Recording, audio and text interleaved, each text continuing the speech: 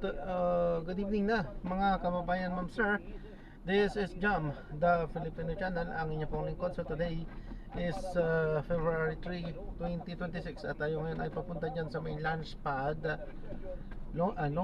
building sa may Sheridan Street, corner po yan ng Reliance Street, Buhayang Bato, Mandaluyong, at dadalhin po natin sa may Evergreen Memorial Garden and Crematorium sa may Raimundo Avenue, San Miguel, Pasig.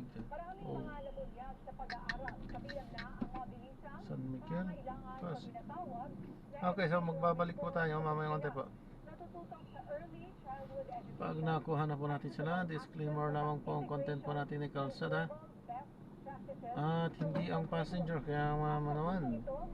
So sakali man po na may marinig kayo mga pangalan ng lugar, pangalan ng tao, pangalan ng organisasyon sa government o private man yan, ay wala pong kinalaman ang channel na ito at wala pong pinapatungkulan.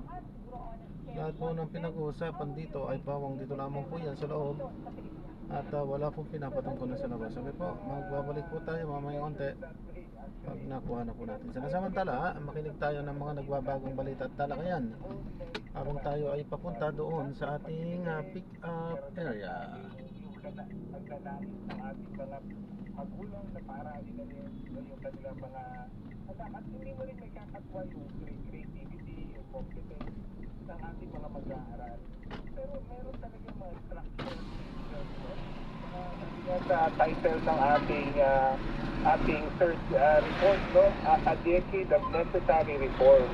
At ito po ay para tugunan yung tinatawag nating learning crisis na meron tayo ngayon. So kung ipapasukan mo sa akin niya, pwede natin sabihin 5. Depende mo sa talaga kung paano natin gagawin ang mga reformang nakita na. Pero ang maganda dito, kung tatanungin mo kung may kapasidad tayong gawin ng reforma, yun, meron tayong sapat na kapasidad. Medyo mataas nga po yung rating ninyo, 5-6, kung sa mga nababalitaan natin. Balansin po kayo na. Opo, na marami sa ating mga kabataan ay no read, no write, di ba? Hindi marunong magbasa. At nadadala nila ito once hindi ka marunong magbasa, kahit anong gawin mo. Or hindi ka marunong bilang. Yan po yung state of education kasi siguro yung nakikita ng mga kababayan natin, yung kaya nilang gawin ito, pero sa totoo lang, ay napakababa po ng percentage ng mga kabataang marunong ito mga basic educational necessity or learning. Hindi kanina nagkatuloy sinabi ko, no? Meron tayong inaharap na learning crisis. At yun po yung dinescribe ninyo. Yung mga kabataan na hindi akma ang kanilang grade level sa kanilang kaalaman, yung nahirapang magbasa at mag-solve ng mathematical problems. Nandyan yung kakulangan ng ating eskwelahan, ng ating school building. Nandyan yung kakulangan sa training ng ating mga teachers at minsan overburden pa na mapakaraming ginagawa. Nandyan ang ating mga kakulangan sa mas efficient sana ng school calendar. Maraming problema, totoo po yun. Pero bakit pa nilagay ko sa 5 o 6? Kasi nakikita rin natin na yung kalakasan, yung potential, nandyan nakita ko, lalo-lalo ng EDCO, sa gitna ko na napakaraming pagsubok, napakaraming limitations, nakikita natin na porsigido ang ating mga teacher, nakikita natin na yung kahit medyo pahirapan, ang mga magulang talagang binibigyan ng kulang pansin o prioridad yung pag-aaral ng kanilang mga anak. Kaya nga po ako, pinapakita ko yung kapasidad na baguhin to, nasa atin din lang naman. Totoo, maraming problema. Pero ayaw natin na ang problema ang mag-define ng way forward. What should define the way forward is our potential. At nasa sa atin po yun, yung political will ng pamahalaan, lalong-lalo na itong pagpapalaki ng budget ng education sector. Dapat ito'y sabihin na lang natin, wake up call sa lahat, no? Na hindi pwedeng kasi minsan, kasi nakasanayan na, kasi yun na lang nandyan. Minsan, nalugmok na tayo sa kalagayan na yun. Ang maganda sa report, lalo-lalo na sa third report, kaya ang title turning point kaya pa nating baguhin to. Hindi pwedeng dahil yun ang nakikita, yun lang. Nagsabihin itong Lunes bilang paghahanda sa malawakang rehabilitasyon ng pangunahing growth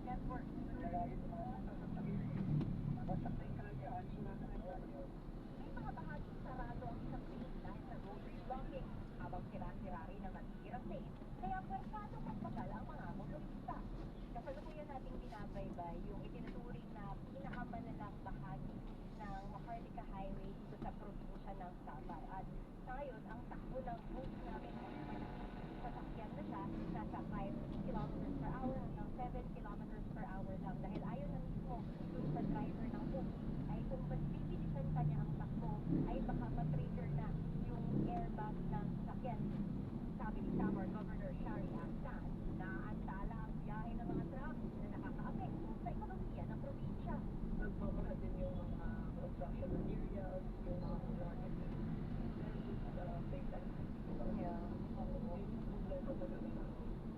Batay sa datos mula sa League of Remaining Transparency Portal na sinuri ng grupong People's Budget Coalition, 185 bilyong piso na ang nagastos ng kagawaran para sa mahigit 3,000 kontrata na kaugnay ng Maharlika Highway sa buong bansa mula 2016 hanggang 2025. Sa halagang yan, Region 8 o Samar Ito na pala. ay ang nakatanggap ng pinakamalaking pondo Nasa right. na umabot sa 4 bilyong piso. Entrance na lang. Evergreen.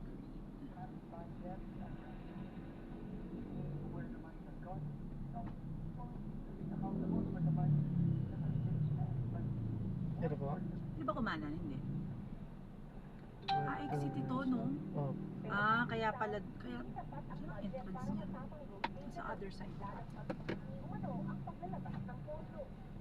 Ito na siya. Pwede siguro pagka kayo na lang po. Pwede ba yan? Pasok nyo nga. Ito, Baka kasi yan hindi, di ba? ay, Oo, ito na yung. Sige, pasok natin.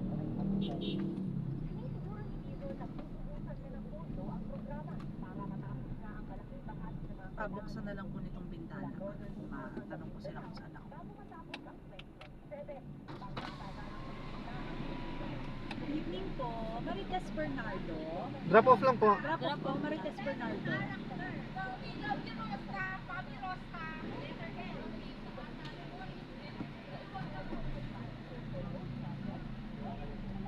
Saan po ka na lang din labas? Sige po. Saan chapel po? Ito po. Yan mismo, dyan ako bababa. Okay po. Ito na lang po sa mismo. Drop, yung may toll ka na lang.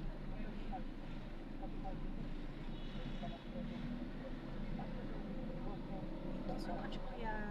Ito, ingat po.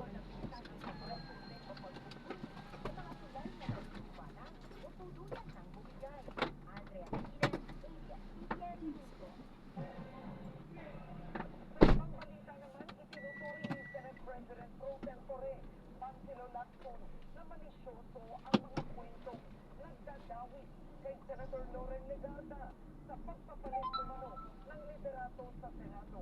Sa isang panigang, sinabi ni Lacson na kasinungalingan ang pinapakalat na impormasyon ng nagboluntaryo si Legarda ng mga boto para magkaroon ng bagong mayorya sa Senado. Samantalang hindi pa nakikita ni Senador Robin Padilla na kailangang palitan si Senator Sige po. Tito Soto. Pero aniya, susuportahan niya ang pagpapalit ng liderato sakaling makarating sa Senado ang impeachment complaint laban kay Vice President Sara Duterte. Wala namang kumakausap kay Senate Deputy Majority Leader J.D. Ejercito tungkol sa balitang Senate kung umugong ang palitan sa liderato nitong weekend. Itinanggi na rin ng ilang senador ang naturang impormasyon. Ako ay halimbawa, magkakaroon ako ng pag-alay na magpalit ng leadership. Ang sabi na halimbawa,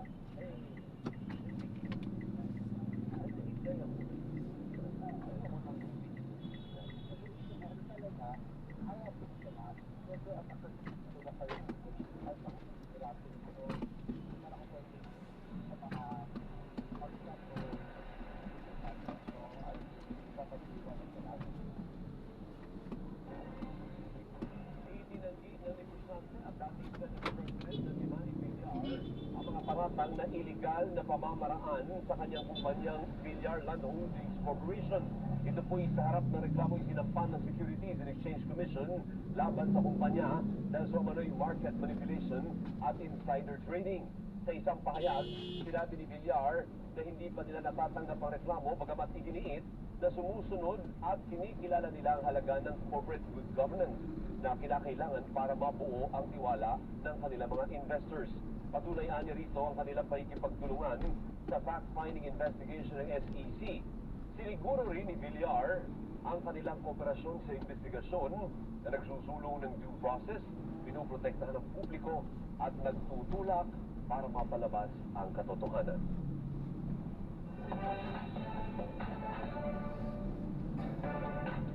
Matapos ipakilala sa publiko ang 13 candidates ng Mr. and Miss Chinatown Global Year 2, sumabak na naman sila ngayon sa press presentation. Balik-bansa naman si Miss World Chairman Julia Morley para sa Miss World Philippines Coronation Night. Nagpapatrol, Daniel Tristan. Cultural Pinoy background. Ito ay pinagmalaki ni na Monica Jeronimo at Aldrich Perez, third representative ng Pilipinas sa Mr. and Miss Chinatown Global Year 2. Kahapon, ipinakilala sa publiko ang 13 candidates mula sa iba-ibang panig ng mundo. Happy to the Mr. and Miss Philippines sa kanilang experience.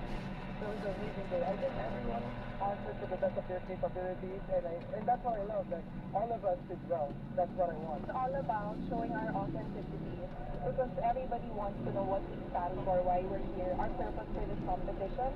So it was a really great experience, and I'm glad I was able to share about my advocacy and the values I want to share to the global community. Aminado ang dalawa na may pressure sa kanila na dalhin ang bansa sa international pageant. What allowed me to stay is to be grounded in my purpose. As long as you know your purpose, why you're here, and you serve a purpose greater than yourself, then you're on the right track. As long as I just be myself, I just be who I want to be, and I think I can carry on everyone's wishes. I think I was here for a reason. They put me here because they think I'm a good representative, and I'm here to show that I can do it for them. Kasado na sa February 10 ang coronation night ng Mr. and Miss Chinatown Global Year 2 sa Araneta Coliseum. Mapapanood sa unang pagkakataon ng pageant night sa Kapamilya Channel sa February 22, 10:30 a.m. bago ang ASAP.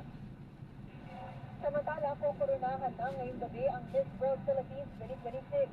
They're all so good. All of the candidates are fresh faces and first time in joining the national competition, and most of them are from the province. Major highlight ng pageant ang Beauty with a Purpose segment. Nasa bansa ngayon si Miss World Organization Chairperson Julia Morley, reigning Miss World Opal Susata mula Thailand, at iba pang opisyal ng Miss World na excited nang makita ang pagrapa ng mga kandidata ngayong gabi. Nino Krishnan, ABS-CBN News. Susunod, diskwento para sa mga kwalipikadong miyembro ng Morphe, pasok sa paparating na Meralco Bill. At Pangulong Marcos aprobado ang mungkahi palawigin sa 5 taon ang isa ng registro ng sasakyan. Abangan ang iba pang mga balita sa pagbabalik ng TV Pagod.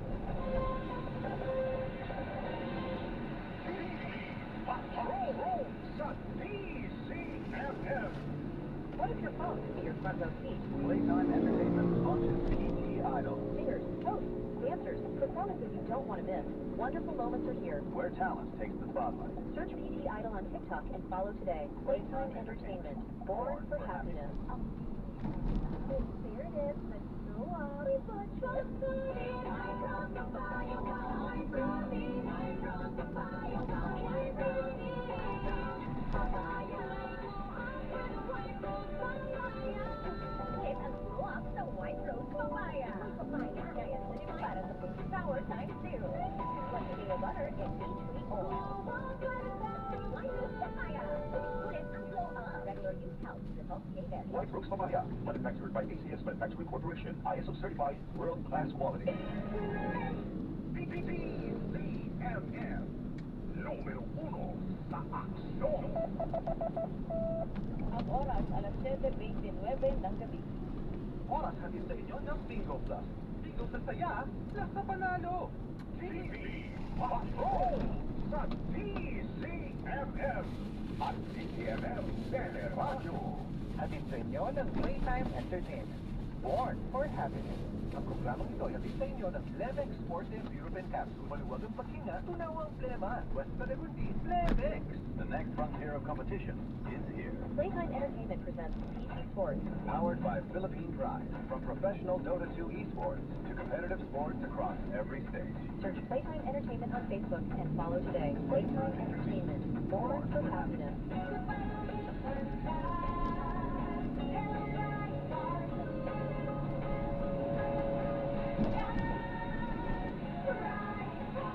Right bar brings the powerful stay-away enzyme. Malupit magtanggal ng kulit ng gas pero di